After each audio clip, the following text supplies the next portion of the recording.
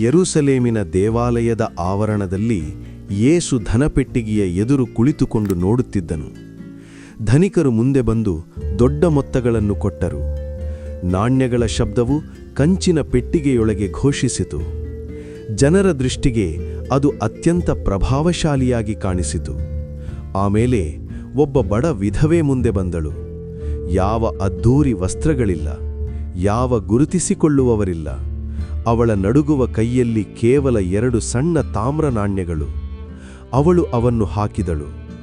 2 ಲೆಪ್ತಾ, ಲೋಕದ ಕಣ್ಣಿಗೆ ಅಲ್ಪವಾದವು. ಯೇಸು ತನ್ನ ಶಿಷ್ಯರ ಕಡೆ ತಿರುಗಿ ಹೇಳಿದನು, ನಿಜವಾಗಿ ನಿಮಗೆ ಹೇಳುತ್ತೇನೆ, ಈ ಬಡ ವಿಧವೆ ಎಲ್ಲರಿಗಿಂತ ಹೆಚ್ಚು ಹಾಕಿದ್ದಾಳೆ. ಅವರು ತಮ್ಮ ಸಮೃದ್ಧಿಯಿಂದ ಕೊಟ್ಟರು, ಆದರೆ ಅವಳು ತನ್ನ ಬಡತನದಿಂದಲೇ ತನ್ನಲ್ಲಿದ್ದೆಲ್ಲವನ್ನೂ ಕೊಟ್ಟಳು, ಬಾಳಲು ಇದ್ದದೆಲ್ಲವನ್ನೂ. ಸ್ವರ್ಗದ ಲೆಕ್ಕ ಬೇರೆ. ದೇವರು ಕಾಣುವುದು ಕೊಡುಗೆಯ ಪ್ರಮಾಣವಲ್ಲ, ಆದರೆ ನಂಬಿಕೆಯ ಆಳ. ಧನಿಕರು ಉಳಿದದ್ದನ್ನು ಕೊಟ್ಟರು, ಅವಳು ಉಳಿಯದದ್ದನ್ನು ಕೊಟ್ಟಳು. ಆ ಶಾಂತ ಕ್ಷಣದಲ್ಲಿ ಅತ್ಯಲ್ಪವಾದ ಕೊಡುಗೆ ಅತ್ಯಂತ ಮಹತ್ತಾದುದಾಯಿತು.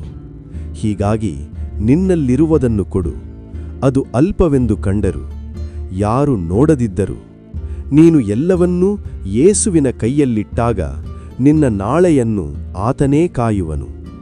ವಿಧವೆ ತನ್ನ ಕೊನೆಯ ನಾಣ್ಯವನ್ನೇ ಕೊಟ್ಟಳು, ಆದರೆ ತನ್ನ ಜೀವನವನ್ನು ದೇವರ ಆರೈಕೆಗೆ ಒಪ್ಪಿಸಿದಳು.